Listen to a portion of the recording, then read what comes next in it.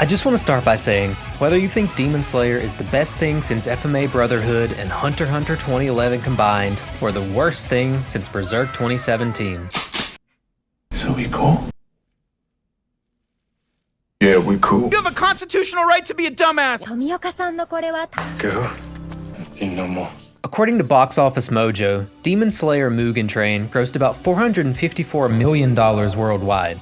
To put that into perspective, they estimate Your Name at about $358 million, Spirited Away at about $355 million, and Pokemon the first movie at about $163 million. It's safe to say that a lot of people like Demon Slayer, and they really like it. Although I personally, in my opinion, only got genuine enjoyment out of the Mugen Train arc movie version. I do think the show has some very strong peak moments, and I don't think it's that hard to understand the mass appeal of the series in general. First off, and probably most obviously, it's a freaking shonen animated by Ufotable, famous for some of the most beautiful animated series of all time. Fate Zero, Unlimited Blade Works, Garden of Sinners, etc., as well as some pretty astounding video game cutscenes, including many of those from the Tales series. It features an excellent soundtrack composed by Go Shina alongside the one and only Yuki Kajiura. Kajiura also worked on the soundtracks for all of those Ufotable shows I mentioned before, as well as Madoka Magica, and even the greatest anime of all time, Sword Art Online. She's a musical genius, period, and very prolific at that. Each season has been directed by Haruo Sotozaki, credited for key animation on Unlimited Blade Works, Gintama, and Read or Die? Go check out Read or Die, or Die. The list goes on and on, with storyboards by Taki Yanaka, who done storyboards for Fate Zero and UBW, as well as key animation for many of the Garden of Sinners movies, and both of the original Evangelion movies. Takahiro Miura, who also worked on a bunch of the Garden of Sinners and Fate stuff, in his case including the Heavensfield movies, and Toshiyuki Shirai, who once again worked on a bunch of the aforementioned Fate and Garden of Sinners animations, as well as both Code Geass and Soul Eater. But before this run-on sentence gets any longer, you can always check out the credits on Mal. I mean, that's what I done. Needless to say, saying the show has an A-team at its helm would probably be considered an understatement by many. Although I might not personally think they're the best in the world, mangaka Koyoharu Gotoge's character designs are nothing to sneeze at, and those, combined with popular character tropes, have obviously contributed to the show's mass appeal and character memeability on YouTube and social media.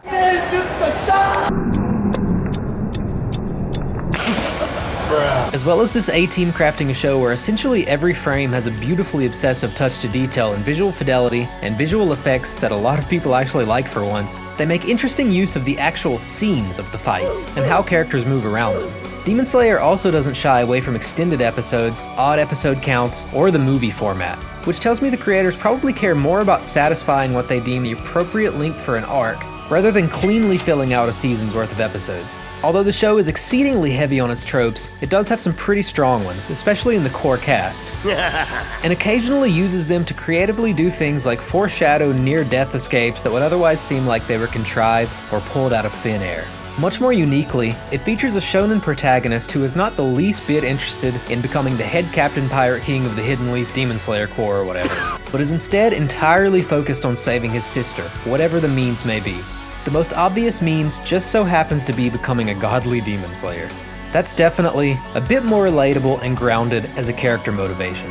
Underlying ideas like the power of calm breathing also make for a very compelling world, especially if you're like me and you're really into yoga and meditation. Meditation boosts concentration. スポイラーウォーニング、スポイラーウォーニング、スポイラーズフォームゲントレーン&シーズン2 You baby bitch boy OK here we go. I also love that stakes actually matter for characters you spend a lot of time with. There are permanent injuries, we get some grim looks at collateral damage, and important characters do indeed occasionally straight up die for the cause. Emotional damage! Ultimately though, I think the core of the show's mass appeal stems from a couple of very simple things. It's fun, it's flashy, and it's edgy. And there is absolutely nothing wrong with fun, flashy, edgy shonen, so long as they remain genuinely entertaining throughout, they embrace the rule of cool, and they don't waste my time. Sure, it's technically magnificent.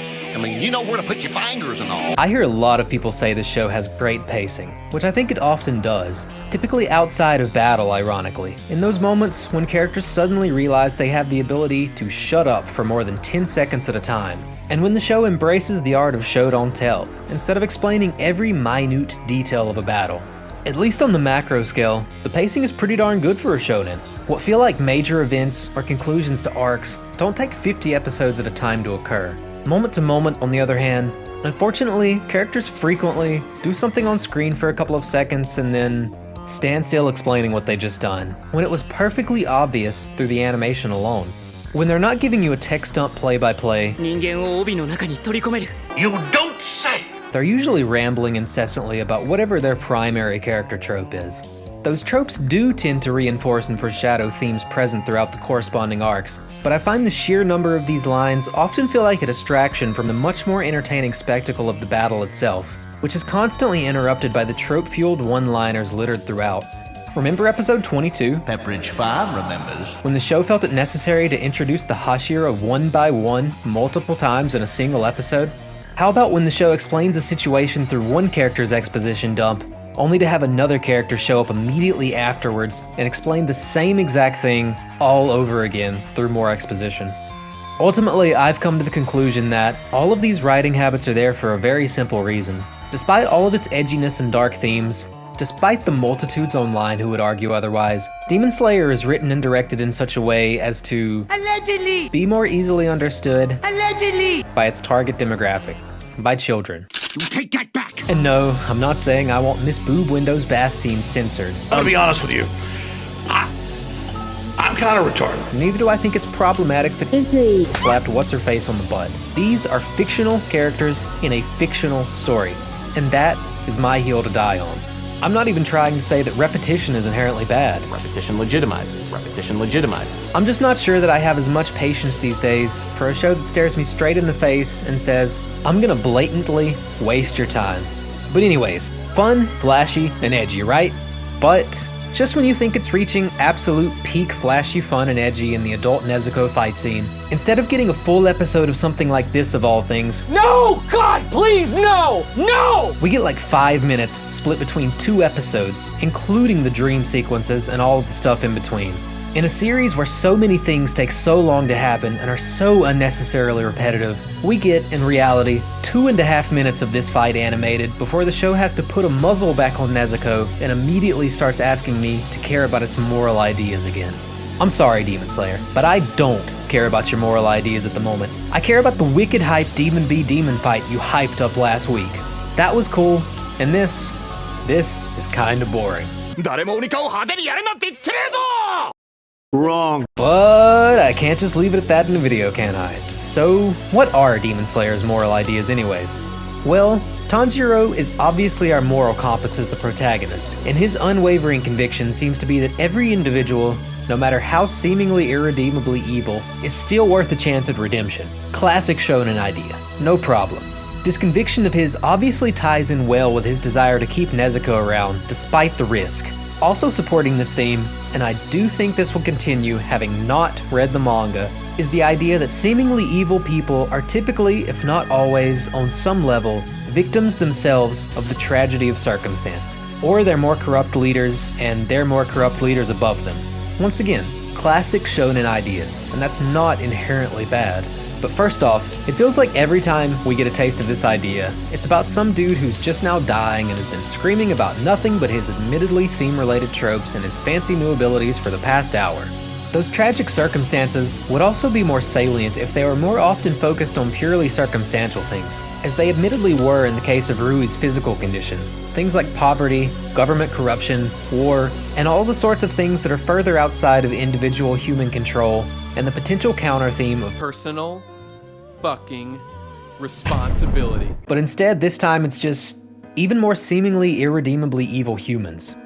Every sad flashback is always somehow the worst suffering imaginable. In this case, helpless, despised, and attacked by everyone. The show seems to find it nearly impossible to admit that anyone could be a demon or a genuinely evil person without having spent their entire life without having ever met someone who truly empathized with them. It just takes these themes to such a dramatic extent, and that's not to say that I dislike it because of shock value. It's just that it feels like it's going to be one of those shows where it turns out literally no actual demon or villain in the world was actually ever wholly evil, except for maybe the exceptionally evil Muzan. Once again, it's not a bad idea. In the words of Alexander Solzhenitsyn, the line separating good and evil passes not through states, nor between classes, nor between political parties either, but right through every human heart.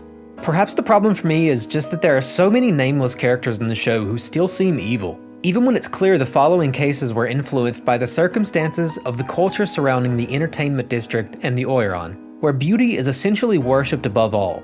Perhaps it's the somewhat overstated approach with which the show introduces essentially every single supporting character, including the Hashira, to the viewer in a negative light, seemingly in order to make the point more potent and obvious that seemingly callous order takers and seemingly evil people are often not so easily judged, laying it on a tad bit thick, Demon Slayer, although I could once again just be overanalyzing another age-old shonen trope. If anyone in the show does still seem evil when the latest arc has come and gone, it's the humans who tormented other humans into becoming the demons they are now, which is also absolutely an interesting idea on its own. I realize it's morbid, but would you honestly fault Gyotaro for killing these guys? The ones who threw rocks at kids for not being attractive enough? The ones who burned his sister alive, then tried to chop him in half from behind after treating him with all the respect of a stain on the bottom of their boots all their lives?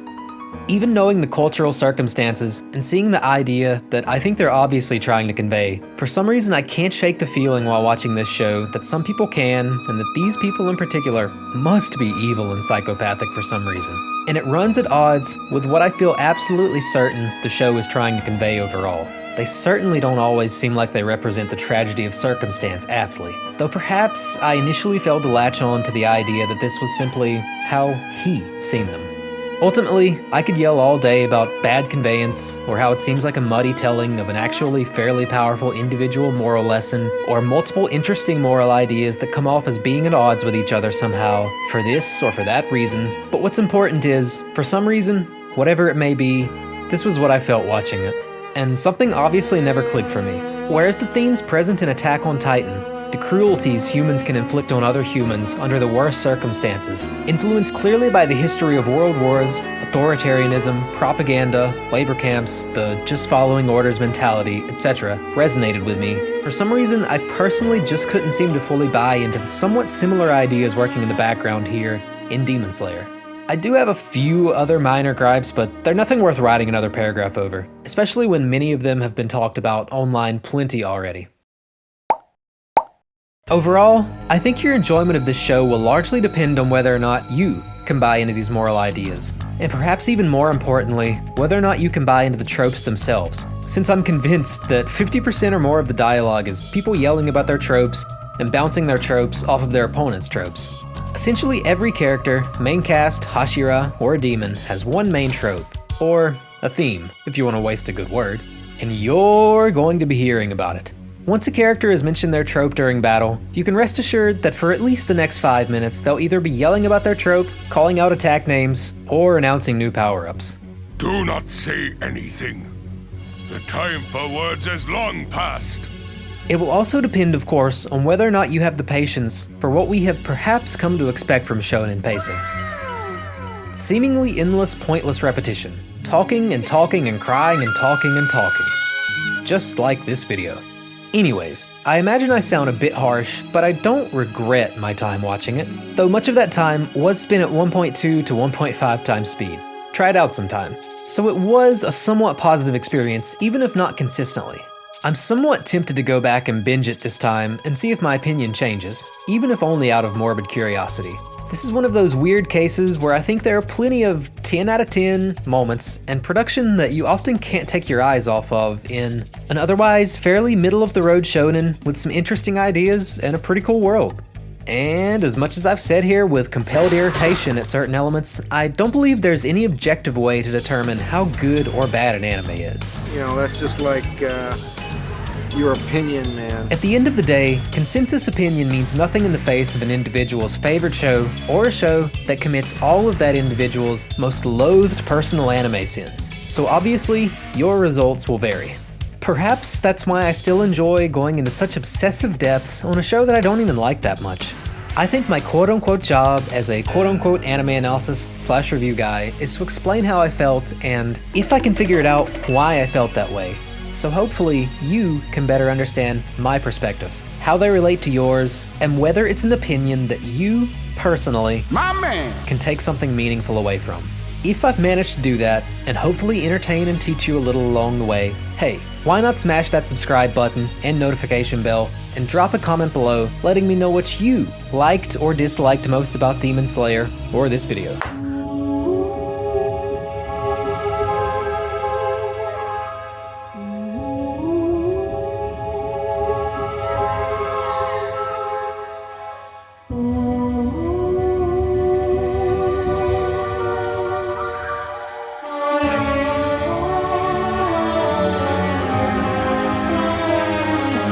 Sister, 祈りを。はい。炎は魂の息吹。黒煙は魂の解放。灰は灰として、その魂よ。永遠の炎に着せ。